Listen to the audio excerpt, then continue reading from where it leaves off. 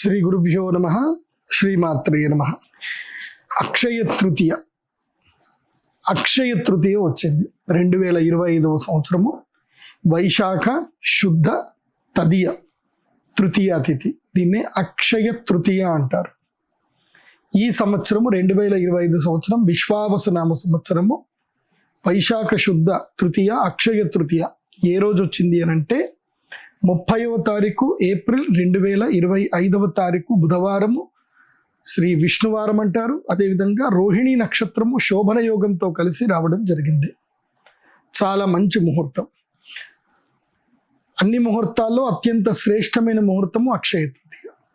ఈ అక్షయ తృతీయ రోజు ఏ శుభకార్యం చేసినా, ఏ యజ్ఞము చేసినా, ఏ హవిస్సు చేసినా, ఏది చేసినా అది అక్షయ ఫలితాన్ని ఇవ్వడం జరుగుతుంది. అంటే అక్షయమైనటువంటి పుణ్య ఫలితాన్ని ఇవ్వడం జరుగుతుంది. అందుకే ప్రతి సంవత్సరము అక్షయ తృతీయ రోజున చక్కగా వర్షాలు పడాలి, అందరికీ బాగుండాలి, లోక కళ్యాణం జరగాలని చెప్పి ప్రతి సంవత్సరము అమ్మవారికి సహస్ర కుంభాభిషేకం చేసి 1000 మంది గృహస్థులకు ఇండ్లకు అమ్మవారి యొక్క పూర్ణ కలుషాలు పంపించడం జరుగుతుంది.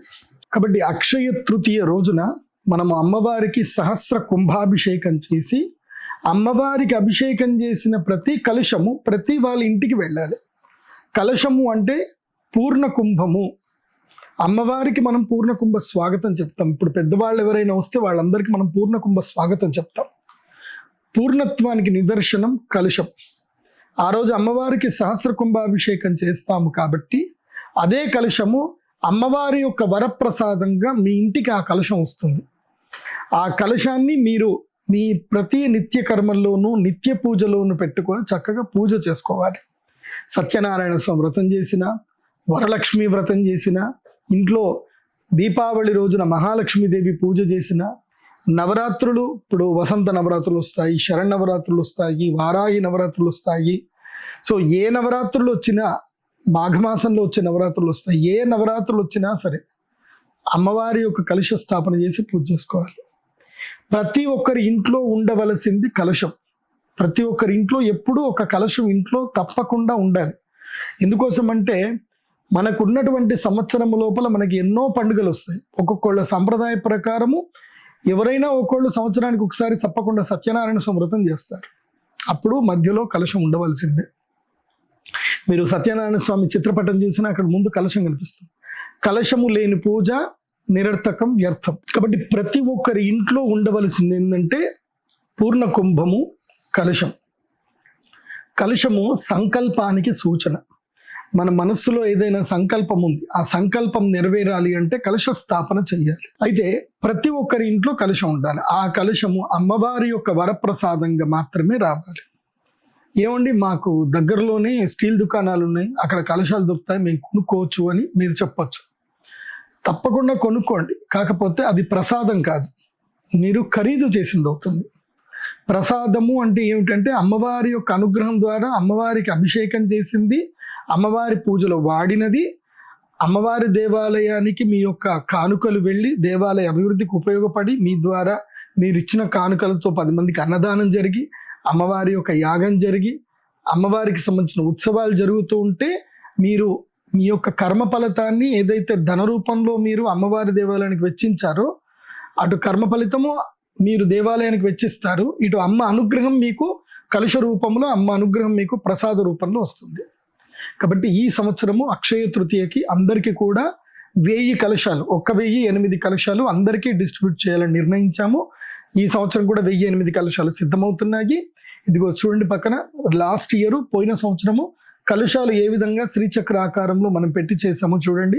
సో శ్రీచక్ర ఆకారములో కలశాలన్నీ కూడా పెట్టి ఆ కలశము లోపల గంగ నీళ్లు నింపి చక్కగా మేము ఏదైతే కనుక పూర్ణమైనటువంటి మంత్రాలన్నీ కూడా చక్కగా వరుణ మంత్రాలు చదివి అమ్మవారి యొక్క శ్రీచక్రములో కలుషం ఒక భాగం అయింది.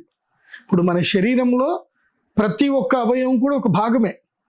అట్లాగే శ్రీచక్రములో ప్రతి ఒక్క కలుషం కూడా భాగాన్ని వహించింది. అంటే శ్రీచక్రము యొక్క శక్తి ఆ యొక్క కలుషము లోపలికి నిక్షిప్తమయ్యింది.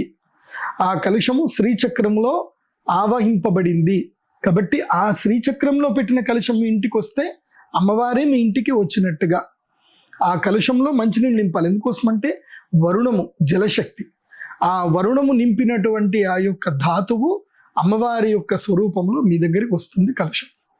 కాబట్టి మేము మామూలుగా కుంభాభిషేకం అంటే అలా ఇలా కాదు, మనది చాలా అద్భుతంగా శ్రీచక్ర ఆకారములో కలశాలన్నింటిని కూడా ప్రతిష్టాపన చేసి అమ్మవారికి అభిషేకం చేసి అది మీకు పంపిస్తాం. అండ్ ప్రతి కలశం పైన కూడా అమ్మవారి యొక్క పేర్లు ఉంటాయి. మీ కలశానికి మీకు అమ్మవారి పేరు ఏం వచ్చింది అని మీరు చూసుకోవాలి. అంటే అమ్మ మీ ఇంటికి ఆ నామముతో వచ్చింది అని అర్థం. లలితా సహస్రనామంలో ఉన్న 1000 నామాలకు 1000 కలశాలు ఇక్కడ సిద్ధమవుతాయి. ప్రతి ఒక్క కలశముతో అమ్మవారికి అభిషేకం చేసేటప్పుడు లలితా సహస్రనామంలోని ఒక్కొక్క నామము చెబుతూనే అభిషేకం చేయడం జరుగుతుంది.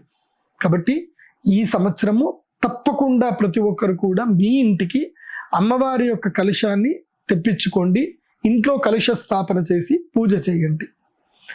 ఇక ఇప్పుడు అక్షయ తృతీయ 2025 సంవత్సరము అక్షయ తృతీయ యొక్క వైశిష్ట్యం ఏంటి, ఈ సంవత్సరం యొక్క ముహూర్తం యొక్క గొప్పతనం ఏంటి తెలుసుకుందాం.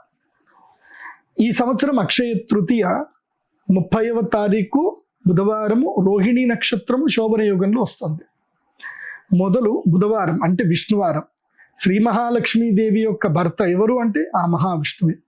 ఆ మహావిష్ణువుకి ఇష్టమైనటువంటి వారము. అదేవిధంగా అక్షయ తృతీయ అంటే ఇంకా మనకి అక్షయమైంది ఏంటి అంటే ఐశ్వర్యం. ఐశ్వర్యం మనకు అక్షయంగా దొరకాలి. ఐశ్వర్యం అంటే అన్ని, ధనము రావాలి, ఆరోగ్యం రావాలి, ఆరోగ్యంగా ఉండాలి, సుఖ సంపదలు ఉండాలి, తర్వాత కుటుంబం అంతా బాగుండాలి, బంధుత్వాలు బాంధవ్యాలు బాగుండాలి, పాడి ఉండాలి, పంట ఉండాలి, తర్వాత మనకి అదృష్టము సిద్ధి కలగాలి. ఇదంతా ఐశ్వర్యం కిందనే వస్తుంది. కాబట్టి ఈ ఐశ్వర్య సిద్ధి కలగాలి అని అంటే అక్షయ తృతీయ రోజు శ్రీ మహాలక్ష్మీదేవి యొక్క మూలమంత్ర సంపుటితమైనటువంటి యాగము చేయాలి. కాబట్టి ఆ యాగం చేయాలి అంటే మంచి ముహూర్తం. వాస్తవంగా అక్షయ తృతీయ అంటేనే మంచి ముహూర్తం, దానికి స్పెసిఫిక్గా ఏం చూడాల్సిన అవసరం లేదు. అయితే ఈ సంవత్సరం ఏం జరుగుతుంది అంటే అక్షయ తృతీయ రోహిణీ నక్షత్రంలో రావడం జరిగింది. కాబట్టి రోహిణి బ్రహ్మదేవుని యొక్క నక్షత్రం, అంటే సృష్టి యొక్క తత్వం ఉంటుంది. కాబట్టి సంతానము లేనటువంటి వారందరూ కూడా ఈ అక్షయ తృతీయకు వచ్చి యాగం చేయించుకోండి. తప్పకుండా మీ అందరికీ సంతాన సౌభాగ్యం కలుగుతుంది. బాగా గుర్తుపెట్టుకోండి. రెండవది శోభన యోగంలో కలుగుతుంది. కాబట్టి వివాహము కానటువంటి వారందరూ కూడా ఈ అక్షయ తృతీయకు రండి, తప్పకుండా వివాహ యోగ సిద్ధి కలుగుతుంది. ఇక రోహిణీ నక్షత్రము బ్రహ్మదేవుని నక్షత్రం కాబట్టి రోహిణి అంటే అర్థం ఏంటి, సంపదలు పెరుగుతాయి. కాబట్టి రోహిణి అంటే పెరగడం. వ్యాపారము మొదలు పెడదామనుకున్నా, వ్యాపారము చేస్తున్నటువంటి వారైనా తప్పకుండా ఈ అక్షయ తృతీయ యాగానికి రావాల్సిందే. మేము కుబేర సంపుటి యంత్రం ఇస్తాం. శ్రీచక్ర కుబేర భాండార సంపుటి యంత్రం, చాలా అద్భుతమైన సంపుటి యంత్రము ఉంటుంది. ఈ సంపుటి యంత్రము అన్ని రకాలైనటువంటి యొక్క దివ్య శక్తుల్ని ప్రసాదిస్తుంది. ఈ యంత్రాన్ని మేము చాలా అద్భుతంగా డిజైన్ చేశాము. అథర్వణ వేదములో నుంచి, అదేవిధంగా మంత్రరాజ సాగరం అని చెప్పేసి, యంత్రరాజ తంత్రం అని చెప్పేసి, శారదా తిలక తంత్రం అనేటువంటి గ్రంథంలో నుంచి అద్భుతమైన విషయాలన్నీ క్రోడీకరించి శబ్ద తన్మాత్రమును యంత్ర స్వరూపంలోకి తీర్చిదిద్దడం జరిగింది. సో ఈ యంత్రము ప్రత్యేకంగా నా వద్దనే దొరుకుతుంది, ఇది ఎక్కడ కూడా దొరకదు. ఇది మా శ్రీచక్ర పీఠం యొక్క ప్రత్యేకత. ఈ యంత్రం పైన పూర్తిగా కాపీ రైట్స్ కూడా మాకే ఉన్నాయి. ఈ యంత్రం ఎలా తయారు చేశాము అనే దాని మీద పూర్తి కాపీ రైట్స్ కూడా మాకే ఉన్నాయి. కాబట్టి ఈ యంత్రం మళ్ళీ ఎక్కడో దొరుకుతుంది, ఎవరో చేస్తున్నారు అనుకుంటే అది డూప్లికేటే. యంత్రము యొక్క పరిపూర్ణ తత్వం మాకు తెలుసు కాబట్టి ఆ యంత్రము మా దగ్గర వచ్చి మీరు తీసుకోవచ్చు. ఈ యొక్క రోహిణీ నక్షత్రములో బ్రహ్మదేవునికి మనం ఆరాధన చేయాలి. ఇప్పుడు మనం విష్ణువుని విగ్రహారాధన చేయొచ్చు, శివుడిని లింగ రూపంలో పూజ చేయాలి. కానీ బ్రహ్మదేవుణ్ణి మనం వరాలు అడగాలి, పూజ చేయాలి అని అంటే అది యజ్ఞ స్వరూపములోనే పూజ చేయాలి. కాబట్టి ఈ అక్షయ తృతీయ రోహిణీ నక్షత్రము బుధవారం శోభన యుగంలో వచ్చింది. కాబట్టి ఇటు త్రిమూర్తులకు, బ్రహ్మ విష్ణు మహేశ్వరులకు, త్రిమూర్తులకు త్రిశక్తులకు మూల స్వరూపమైనటువంటి ముహూర్తముగా ఈ అక్షయ తృతీయ నిర్ణయించబడింది. కాబట్టి ఈ అక్షయ తృతీయకి తమ జీవితంలో జీవనం బాగుపడాలి, జీవితంలో మార్పు రావాలి, అమ్మ అనుగ్రహం సిద్ధి కలగాలి, ఎంత పెద్ద సమస్య అయినా సరే అలా తుడిచిపెట్టుకొని పోవాలి అని అంటే ఈ అక్షయ తృతీయ యాగానికి రావాలి. ఇది 2025వ సంవత్సరం అక్షయ తృతీయ.